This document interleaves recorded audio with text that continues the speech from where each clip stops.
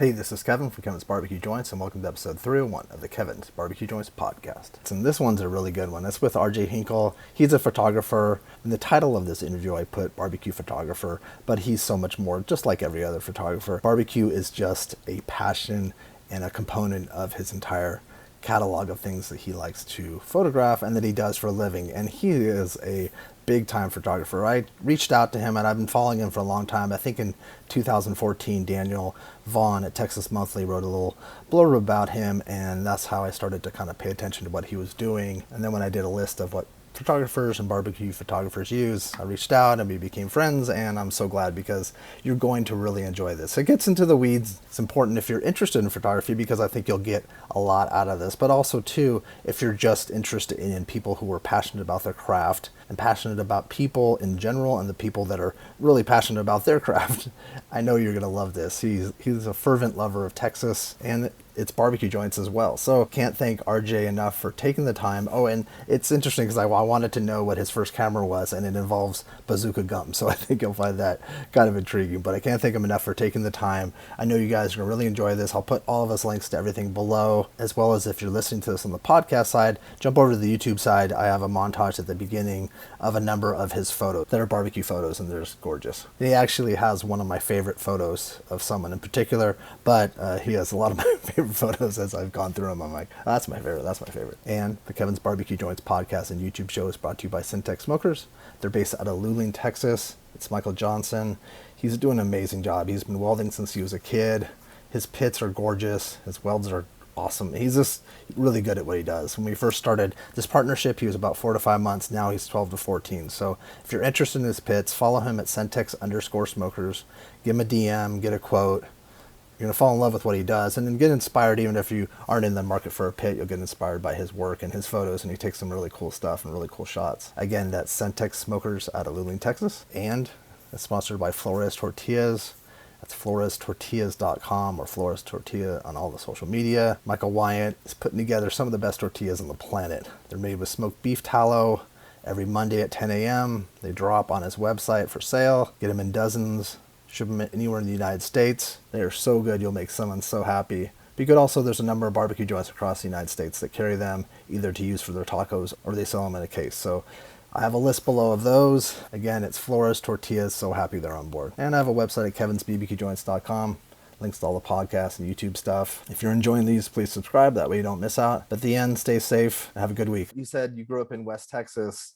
Where in West Yeah, Texas, and what was that well, like? I was an Air Force brat, so I Oh, was okay. born in Amarillo, and when I was like a year old, we moved to England. My mom is English, Oh, and my dad is from West Texas. Was born in a farmhouse outside of a little town called Tokyo, Texas, Tokyo. and then we lived in Louisiana and Taiwan. Came back to San Antonio, where my dad finished his Air Force career, and then we moved back to Plains, Texas, in Yoakum County, which was like his hometown, Yeah. and that's where I went to high school and everything. So that's where I say I'm from. Yeah, yeah, That's yeah. I claim to be. I don't know if they claim me, but I claim it. I think they have no choice. But And as the saying goes, you can't sling a dead cat in Plains without hitting somebody that I'm kin to. So I I love Texas phrases. I love like little old old sayings. That's hilarious. We did. I'll get a couple of beers. I mean, you'll learn some new ones. Oh, all right. Well, I look forward to that someday. You're on. So how long did you live in England? We lived there for 4 years. Were there years that you remember, or were you too young? Yeah, I was probably, up until I was about 5, I think is when we moved back. So I have memories of it. Probably some of my earliest memories are there. Do you go back ever? Um, Yeah, I've go back several times. But in the late 70s, my aunt and her family, my mom's sister, they immigrated to the US. So in little bitty Plains, Texas, population 1,240, there were my cousins lived first down the street and then across the street from us, and they were English. But I took my kids for the first time year before last. We went and we took my mom. Oh, My mom didn't want to go, and she's like, I'm too old, I don't, like, trying to talk her into it. And if you want grandma to do something, you get the grandkids to yeah, that talk her makes sense. into it. That's a smart So idea. my son is like, it's like, come on, grandma, we really want you to go. And so she went. She had a blast. We put I'm her up in sure. first class, and we walked around her old neighborhood, and it was really That's cool for the important. kids. No, that's important Um, for the grandkids too, to hear the stories or and see see the old through her eye. places. And Yeah. then one night we were staying in this like 17th century inn, with like a pub downstairs. And Oh, I love that already. um, one night we got all the cousins together because my all the people I remember growing up are gone. My great aunts and my grandfather and everything. But there's still a lot of my mom's cousins and second cousins, and we probably had like 30 or 40 of them get together in the beer garden at this pub, Oh, and it was so much fun. that's so neat. That's special. Just like it just reminds you of it reminded me how similar my two cultures are, as far as hospitality and stuff Hmm. like that. Also, too, being a photographer and a photographer's mind, how was that when you shooting in? Because I haven't been to England before, but it's Oh, it's fun. I mean, the in England is buildings, the just, stone, the everything. I'm from West Texas, which is a relatively new part of the world, right? Like Yeah, white comparatively. white people Yeah. and Europeans didn't move there Yeah. until almost the turn of the century. Like I remember when I was a photojournalist working in Lubbock, photographing Lubbock's 75th anniversary.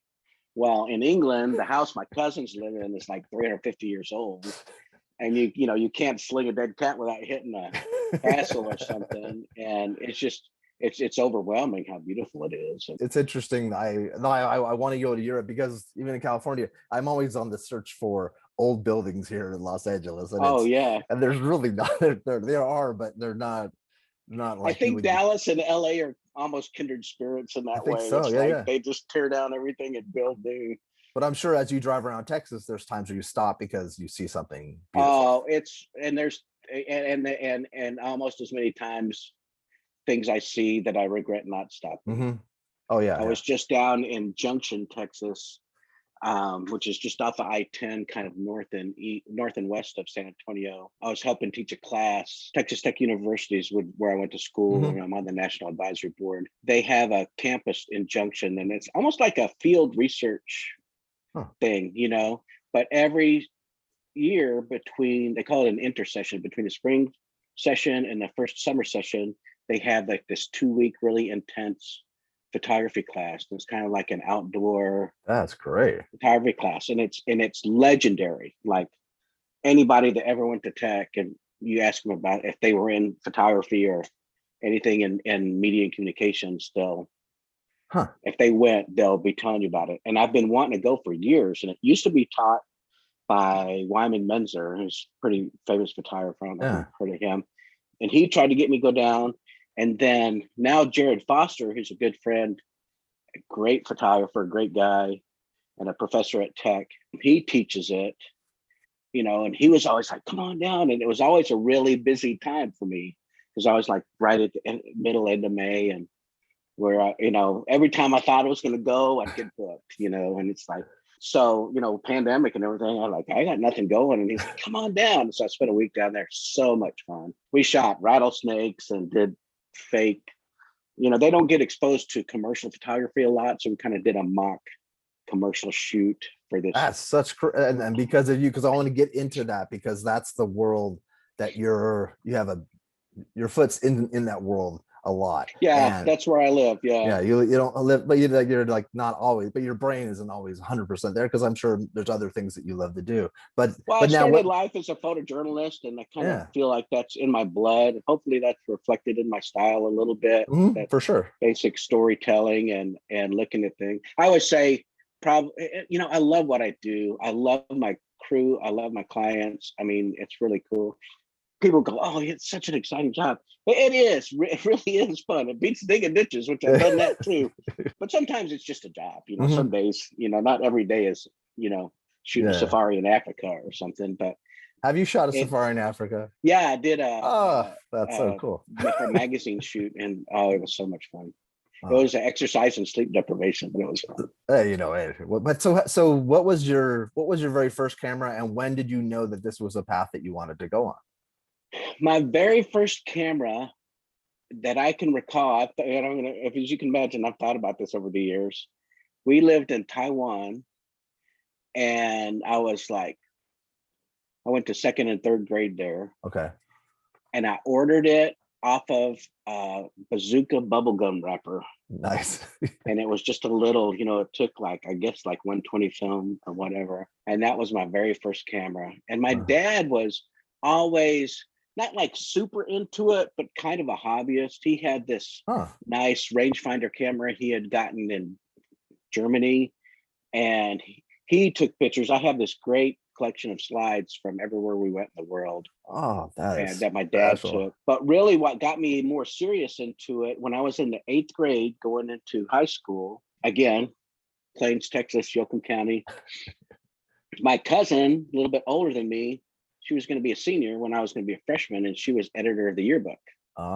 Or in our vernacular, the annual. We call it the annual, not the yearbook. But most people understand yearbook. Yeah, if you said annual, I would think it was something else. Yes, a doctor's exam or something, right?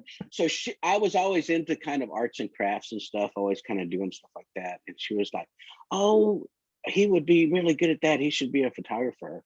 And so she like made me a photographer. Wow. And the first day of high school, I learned how to use the camera, which was a Pentax Spot K1. No, it's a Pentax Spotmatic with a screw-in lens. And the second day I learned how to develop film, like develop a roll of Tri-X, black and white film. And the third day I learned how to make a print. And then like the 4th or 5th day, the guy that taught me all that quit the yearbook staff. And so it was good though, because it's funny how all these little things it forced me to have to go seek out and learn. Like every teacher that cycled through during my high school years that had any experience in photography or had taken any classes in college, I would just glop onto them and try to learn. And and by the time I graduated, I thought I knew everything about photography. It's funny how much more stupid I've become since then. But likewise. So I was going to be a photographer, but I thought I don't have to take photography in school or anything. I'm just going to major in business and blah blah blah blah. Well, I think I got to my 2nd year of school and business calc, and then that's when I switched over to photojournalism. That makes sense. So I went from there, and I got a scholarship at this small school in Hobbs, New Mexico, and I worked at the school as a student photographer, shooting their PR stuff and everything. And then I got an internship at the newspaper in that town that summer. And then I went on to Texas Tech, and I worked at the University News and Publications Bureau there. And then we had a great student publications department. Our paper was independent. It was at the school in the journalism building, but we were independent from the school. So we could do whatever we wanted, which, was good and bad. Yeah, good and bad, But it was like a paid, I got paid for 20 hours a week. And it was, good real life experience. And then I went on to work at the newspaper at that town and in Lubbock, the Lubbock Avalanche Journal, and just moved on from newspapers to newspapers. And I got into the commercial world. I got a job at, my cousin worked at this printing company called Quad Graphics. It's like, now it might be the biggest printing company, but for a long time it was the 2nd biggest printing company. They had a photo studio and shot a lot of commercial stuff, and they wanted somebody who could shoot people. And so I'm like, got an ego, so I like, sent them my portfolio, and they interviewed me a couple of times, and then they offered me a job, and I never even thought about it or anything. I was like, probably not real happy with my managing editor and whatever. And I was like, cool, I'll take it. And I mean, that's how much thought I gave it right there. And I was like, hey, I've got a vacation planned in Paris. Can I start like in 3 weeks? And they're like, sure. Wow. And so I like quit my job, went to Paris for 2 weeks. And wait, quick aside, this was all film, right? You were shooting on film. Oh yeah. Do you remember the smell of the developing fluid? Because I took a class. Dreams about it. At San Diego State, I took like a little class and it was black and white photography. But I remember that smell. It's so visceral. It's probably the rapid fix that you remember. That smell. But yeah. Do you think that changed the way? Do you think it shaped the way you shoot now? I shooting think on film. So. Or help now I've been doing digital so long. It's like one of the exercises my buddy did at this class was made him shoot something in 36 frames. Okay. So they really had to think Yeah. about it. And now, I mean, when I'm shooting fashion, we shoot 600 frames on one picture. Isn't You that know, I mean, it's crazy. You know, and you think about the differences. I mean, I can remember like being on a beach somewhere, shooting on the Hasselblad, shooting film, and you know, crew's there, models there, and you turn to the art director and you go, "I think I got it. Let's you shoot think? one more roll." And that's the whole beauty of digital photography. People say all these things, you know, it's faster, it's cheaper, you know, whatever. All those things may be true, but they are all because of that immediate feedback. Mhm. You know, now I'm shooting. I'm Are you shooting to a laptop now or something like ninety that? Or percent of the time I'm shooting tether. Yeah, is that what? and Okay, you that's what it's know called. Okay, good. the art director, creative director, client are all looking at the thing, and they're like, "Okay, let's got it. Let's move on." You know, you have it. You can move on to the next shot. It makes you more productive.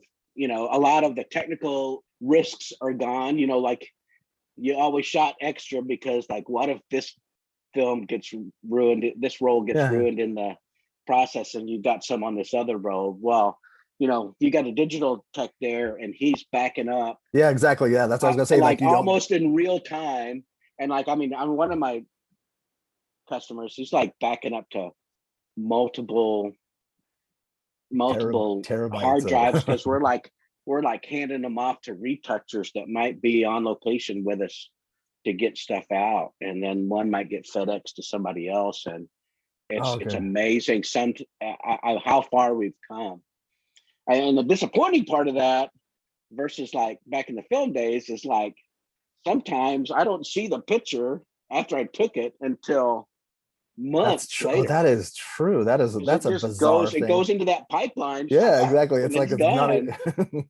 And so, you know, you feel like a lot of times you feel like I wanted some input on that, but you know, you just got to go with the workflow. Wow, that sparked an interesting memory because I remember I had to do some stuff for the Academy Awards. This is way before COVID. I had to do some writing stuff, and there was a photographer who was taking the photos as the people won the award. They go to a room. There's all these. There's like a photograph, like a huge Yeah. stage where they're all the photographers, and then they go into an interview room and from all over the world. But I was just transcribing stuff. I wasn't anything too special. But I remember the girl she had an assistant who was bringing cards, and they were stacking the cards somewhere, and one of them got lost, and that was because they weren't. Uh, And I remember the panic, and she drank so much that night because she was so depressed, so sad. Like it was. I remember her had a number of Card, I whiskey. mean, it all depends on the type of shoot you're doing, right? And everything. But cards, like especially in commercial photography and stuff, a card workflow is just a recipe for disaster. Yeah.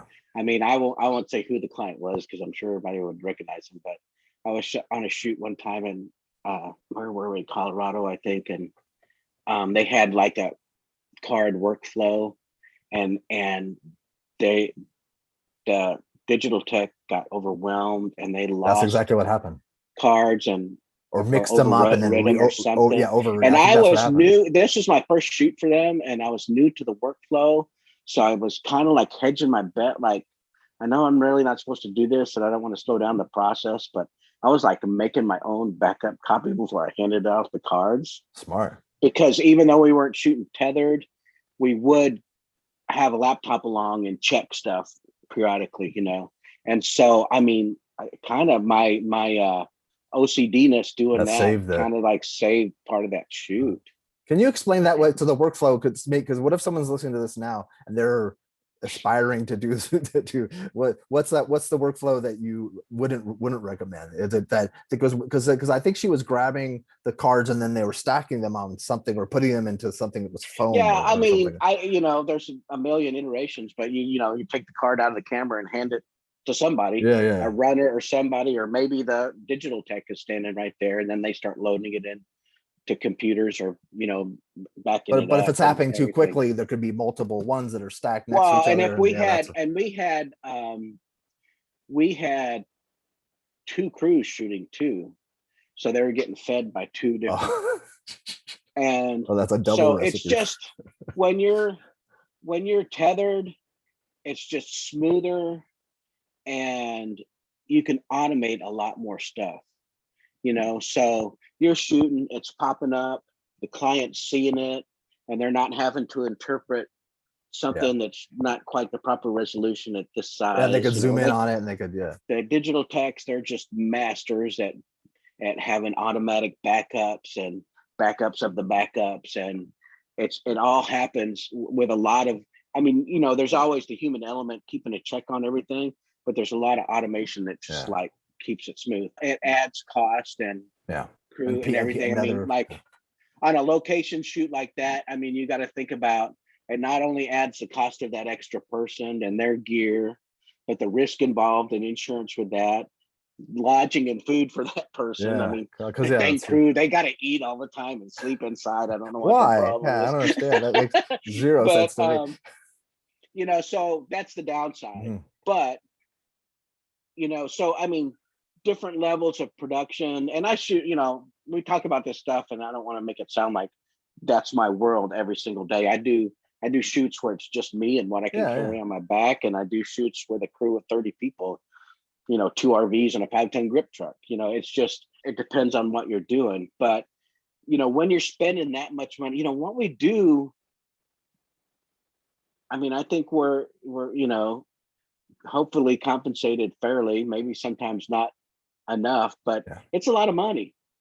And so that little extra, that's important, adding that crew member, make sure that money doesn't go for naught. You know, you want to, it's just one little extra assurance that, you know, I mean, if they're paying me and a couple of models and a couple of stylists and hair and makeup and that's a whole and craft services and lodging for everybody, I mean, that meter starts running. I always try to, when I'm talking to students and everything and talking to new crew and everything, I always try to, you know, impress upon them that, you know, once we throw that lever of the machine and start taking pictures, it's just eating money, you know. And so if stuff happens that halts production, slows us down or everything, that's why everybody gets excited. And, you know, you hear those stories of people yelling at everybody. And, you know, I try not to do that. I mean, I like to think, you know, I like to think of my crew as my family and my clients as my friends, and I'd like to treat them that way. And I'm open to input, and I like everybody paying attention. And you know, you got to know when to say something and when not to, right? You got to read the room. But I like it. I want more eyes on it. You know, don't you know? I don't want my assistant to say in front of the client, "Well, that looks stupid. Don't do that." But if he sees something, I want him at the very least to lean over and whisper in my ear and go, "Hey, is that collar supposed to be like that?" You know, because you can miss things easily. Like the Christmas tree. Like the Christmas tree. There's a famous one with one of my biggest clients and dear friends that we shot. This company no longer exists, but she shot for this. She worked for this company, and they made special occasion dresses for little girls. Okay. Like, think about like Christine gowns and all kind of bright little ring bearer outfits and stuff like that. And we shot this beautiful shot one time, and a little tiny yellow A-clamp made it all the way through to the cover of the catalog. I mean, it went through shooting it, viewing it on the screen, editing it down to that shot, 3 rounds of color correction and making a hard proof, and it made it to press and was on the cover. And it's like, it's just mortifying, you know.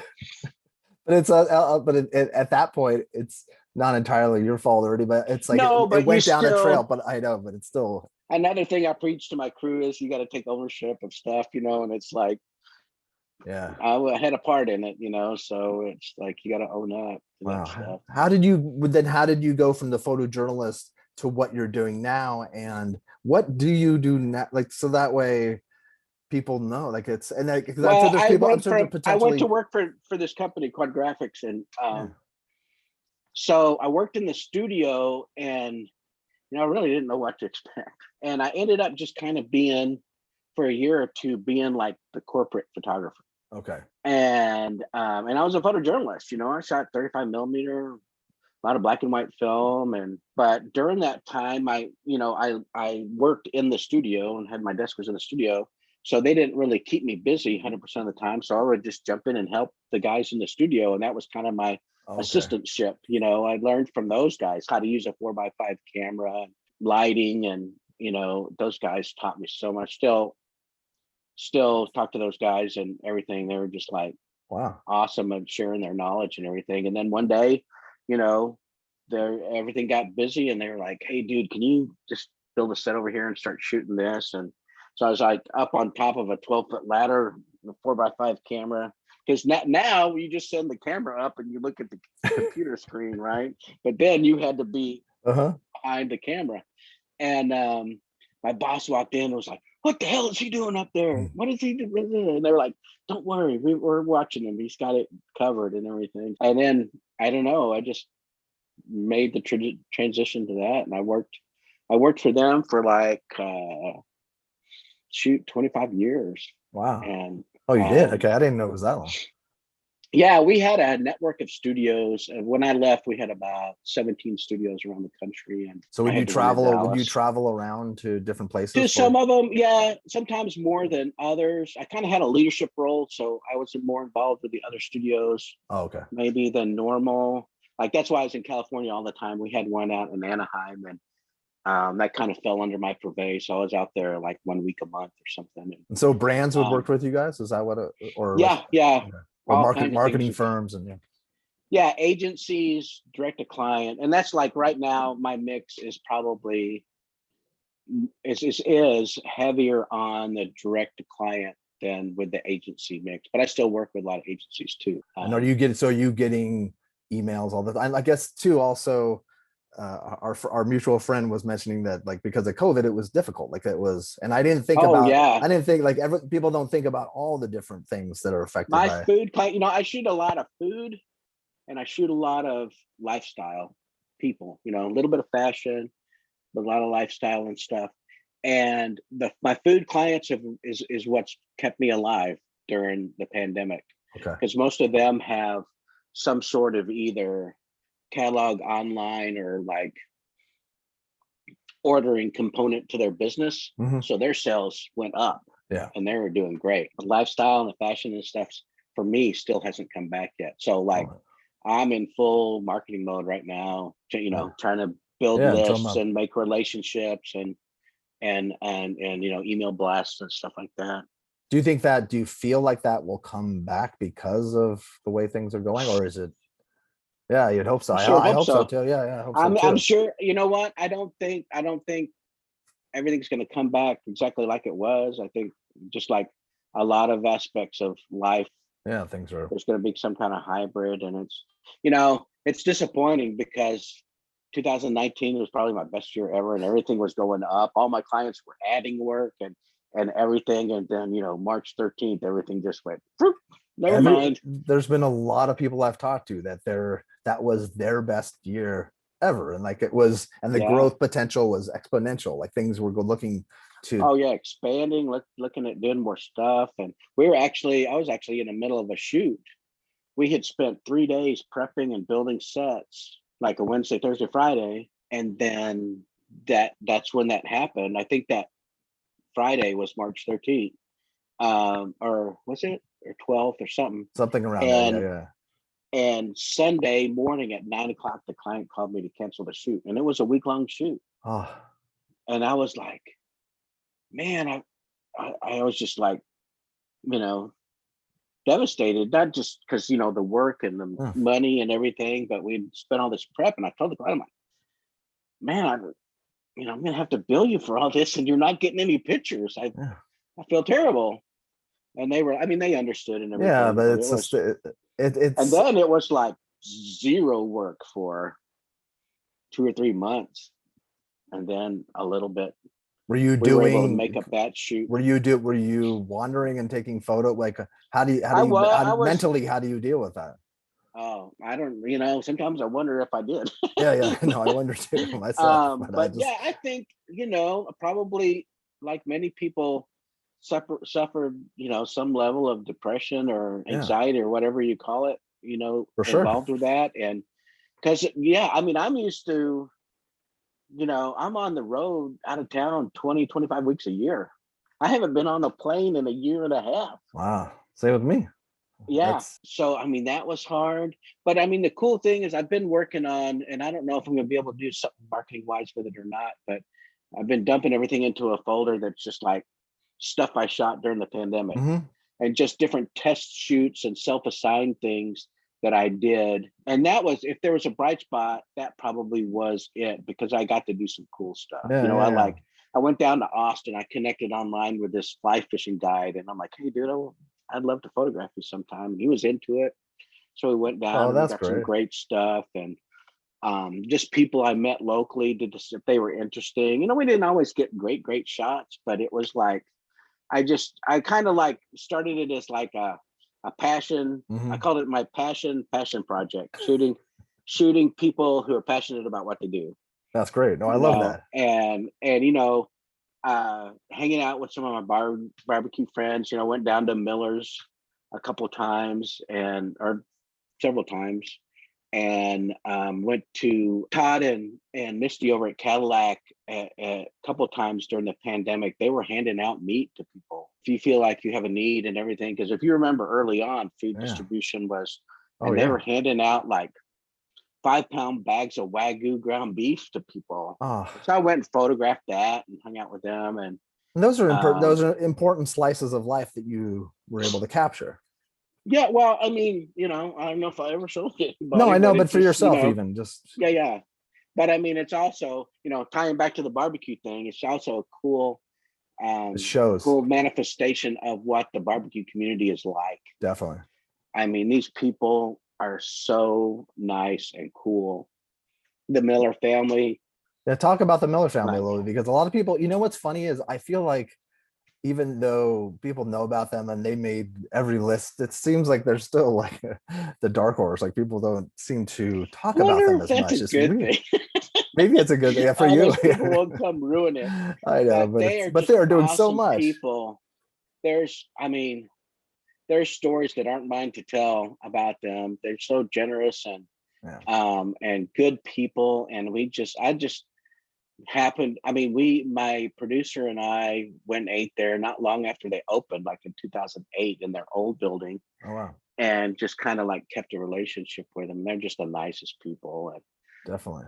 Dirk and Dusty and Dylan and Mama Lisa, you know, she's like always making me fatter with all her great pies and stuff. And but they are great people. And And creative and oh, they're creative and passionate. smart. I Yeah, mean, just Dusty is just like, savvy and yeah. they're just the greatest people. And they you know what, they don't like sit back on their laurels. They're always improving. And this new like genre of craft barbecue or whatever, I think that's what it takes Hmm. to be successful. I mean, they're all like Dirk's always improving.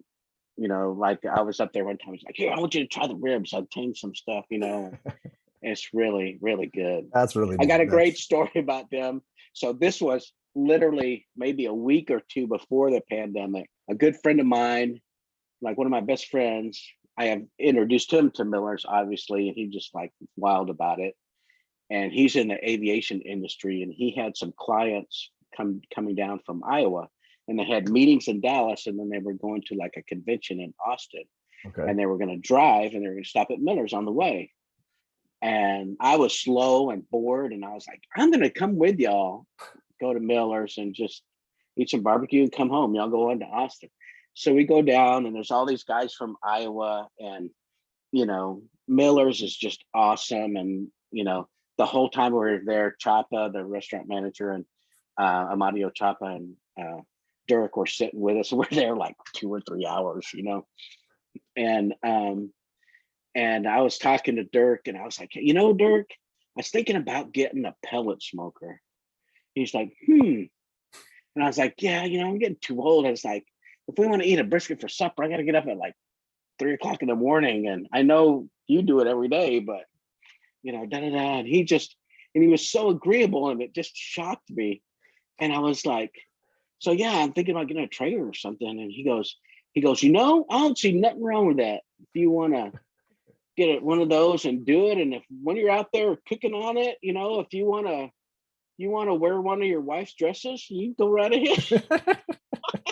And the Iowa boys, they just Uh, lost it. You know, it oh, was just that's so like funny. he just set me up to be the straight man, and just like You're boom, you're like, it wow, was it is a awesome. good idea. Oh, that's so amazing. That's so great.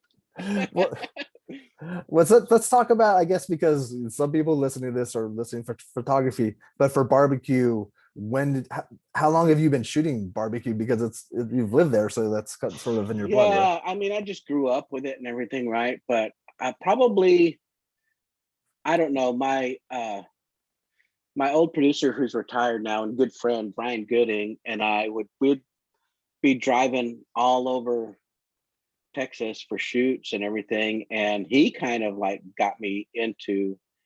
We started like, and this is still to this day, if we have a shoot in Texas, our route is determined by barbecue joints. That's great. So we'd be going down to the shoot at the King Ranch, which is like an 8-hour drive, but we turned it into a 12-hour drive because we'd go all the way to Junction or to like Fargo's and College and Bryan or something, and you know, That's hit 4 great. or 5 barbecue joints in one day. And it just started to become a thing, and really didn't start out to photograph it. We were just tasting Just to, barbecue. yeah, yeah, yeah, yeah. And like I had mentioned in that other article you had, is like, usually the primary thing is just to go eat some good barbecue, and the Exactly. photography is Mhm. almost secondary. But you just had so many nice people and just interesting settings and backgrounds and Yeah, people, and how could you it not lends itself. photograph it? It's I feel like It's it's like like the photographer Joe McNally. He talks about some editor in his history telling him,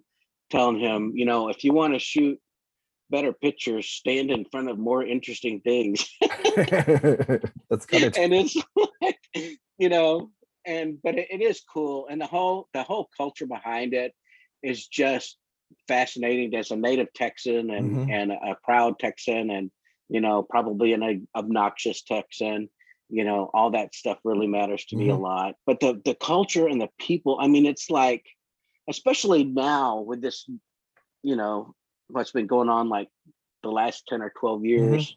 Yeah, I mean, you can go. I've had decent Texas barbecue in Manhattan. hmm I mean, In and California, you they could have it in know Portland, people and I yeah, know. I'm uh-huh, talking to them. They're like, "You're from Texas?" Yeah. uh-huh, Well, we modeled everything after Cripes and Lockhart. It's like, yeah. oh yeah, Roy, yeah, yeah. I mean, it's like Well, and a lot of the people have been to Texas A&M. Everything's kind of, yeah. everybody knows everybody, and like the which I've never gotten to go to. I got to go, but like the Texas Monthly Barbecue Fest, and then like the big one in Tyler. They all know each A other red because dirt they and get to hang out together, uh-huh, and they help each other and support yeah, each. It's amazing.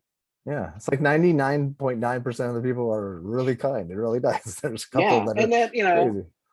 and then there's even like you know John Mueller, who's like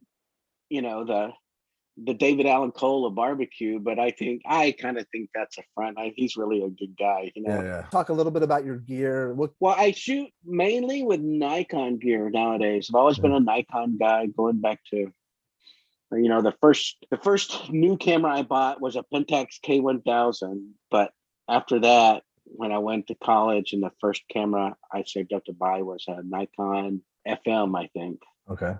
with an MD12 motor drive. And I still shoot Nikon. Over the years, I've shot Hasselblad, and then transitioned into digital. We would shoot Hasselblad with a phase one back. And I think those products are still great. They're still really good, but the DSLRs have gotten so much better that the need, the for a lot of the stuff I shoot, the cost benefit ratio isn't always there. And I don't want to disparage anybody's product, but a Canon or a Nikon is just much more reliable than a phase one camera, or those big beautiful cameras are also very complicated, and sometimes the uptime can be a factor. No, that makes sense. That makes a lot of sense because I think people and probably um, dream of having those. and But now I have, like I have these mirrorless cameras. This is a Z7. I call it my Barbie camera because, I mean, look, it's even got like a little extender on it, but look how tiny it is. But I mean, the files it makes are beautiful. But I do, like, I've said before, I kind of downplay the equipment. It's like, Yeah, hopefully exactly. it's the person behind the camera that's You would hope making the so. picture and not Hmm. the. And I don't know if you shoot Canon, but I make fun of Canons all the time. But they make a really good product. I do shoot It's Canon, but I it's won't tell more it. like it's like a Ford Chevy thing, right? It's Uh-huh. like we just like to make fun of each other, and like a lot of my crew and everything, they're like all Canon people, and That's I always funny. joke, and I like, oh, Canons give me a rash, and But what but I about? shoot But there's Canons. also So I have, Sony. Aren't there Sony people then? There's like a whole Sony group too, right? yeah, yeah, They're like fanatical about it. I think yeah, they are. But you know what? Sony's making a good product, and some of the new technology they're coming out with. I mean, that's hard to. they Yeah. kind of led the pack on mirrorless. I Hmm. was like an anti mirrorless guy. Like, there's no way I'm going to shoot with an electronic viewfinder. And a few years ago, I was on location for Cabela's in North or South Dakota, and one of my assistants had like a Sony A7 or A9, or I can't remember what it was. And I was like, let me see that, because I had another good friend that shot Fuji and just loved it. Hmm. And so I started playing with it. I'm like, well, maybe I could use one of these, And then as the technology got better, and I ordered one and started using it, and just some of the stuff like the eye follow focus, and I'm like, I actually bought a second one because when I was shooting fashion, it was taking too long to switch lenses. So it's like I have a short lens and Yeah, a just long pull. lens, Yeah, and just that. switch camera, especially when you're tethered and Hmm. you have a tether block on there and a plate for the. One of my lights just went out. That's okay. We're wrapping up. Yeah. Well, these are portable lights. They're battery powered, so they turn off the modeling lights after a while. Yeah, mine's probably gonna Um, go out eventually. It's um, but I use like all Godox lighting equipment for 25 years. I used nothing but Broncolor, which okay. is like the creme de la creme, precision made Swiss stuff. And but the what happened was I had like packs that were 17 years old still going like crazy, but they didn't have any modern features on them. Uh Now you got the transmitter on the camera, and I can adjust everything right there, and high speed sync. And these things are kind of disposable. It's yeah. like, and you don't feel bad. Like if I put a light on a stand out in the middle of a lake somewhere, Yeah, and something. I'm not going to feel as bad as if it's a brown color or a pro photo falling over and costing me $3,000. No, yeah, definitely. And but I love them, and I really like these. I used to use like pro photo B1s a lot on location. We'd rent them wherever we go, and these kind of outperform them. They got a little bit more power. There's you always got to consider the source, right? So nothing is gospel, but there's studies that their color performance and their output consistency is on a par, and it costs a quarter of what that stuff. And Is I mean, the batteries last forever. is there a certain one that you like or that you Well, I use the 8600s. okay. It's AD, not the number Yeah, 80. yeah. Um, but I have in the studio, I have a lot of their studio model lights too. And when I went off on my own, I swore I would never have a big kit again. I would just have a small kit and rent what I needed. Well, Kevin, I got 30 light. Of course. It's crazy. But I love them, and I'm like, I should be an ambassador or something. I've sold more of these things you know than anybody, because I like Yeah, you should be always a recommended them. a sales rep or some kind I of should get a commission or yeah, something. five, 10%. There should I be love something them. built in. Yeah. But yeah, and I use like plugging people I love, I guess. Like I have Think Tank bags. I really like Think Tank, and Mindshift Gear is kind of like their outdoor backpack Yeah, because division. okay, I'm actually looking for a bag. Okay, so think tank. Okay. Okay, Mindshift Gear. What's it called? Thank you. No, this is helpful for self. 26. I use a 26 liter Okay. backlight, I think it's called. But if you want a smaller one, there's an 18-liter one too. And I think there's even a bigger one. I can't have the bigger one because I'll fill it up and it'll weigh 90 pounds. So the 26 liter one's pretty good. Okay. Sometimes it weighs 45 pounds when I get it full. But yeah, and Matthews and American grip equipment and stuff. So pretty standard stuff. Is there a certain, is that a tripod name? What's the tripod that you would, is there, because I know that some people say there's some that are like kind of junky or kind of fall apart. Yeah, well, I mean, Gitzo is like the pinnacle, right? I have a Gitzo monopod. I don't know that I have a Gitzo tripod anymore. Right now, I'm using for tripods. I have a couple of Benros, and then I have a little Bogan Manfrotto that I just love. I use the heck out of that thing, and it's not giant, but as the cameras get smaller, you don't need as big. True. And it's one of those things where I kind of bought it from an assistant. She kind of needed the money and she was selling it, and I really didn't need it, but I was like, here, I'll buy it from you. Now it's my favorite tripod. That's good to know, because some lenses are pretty heavy, so you want to make sure you have a tripod that that doesn't, you don't want to drop anything. Yeah. But I had, when I was doing that junction class, I had the 500 on it. Oh, that was fine. Yeah, 2 to 500 zoom. Wow. Well, kind of big. And like I said, we could talk forever, and we'll do a part 2 for sure, because I'd love to just talk stories. But what are all the different ways people can get a hold of you? Okay, my Instagram is at RJ Hinkle. My website is rjhinkle.com, and that's probably the best way to get a hold of me. You go to my website, and it's got all my stuff on there. So yeah, and then contact information now is the best way to contact you through the website. Is that probably, if someone wants to? Probably, but if you go to my website, it's got my phone number, my email address, and everything on there. Okay. RJ at rjhinkle.com. Wow.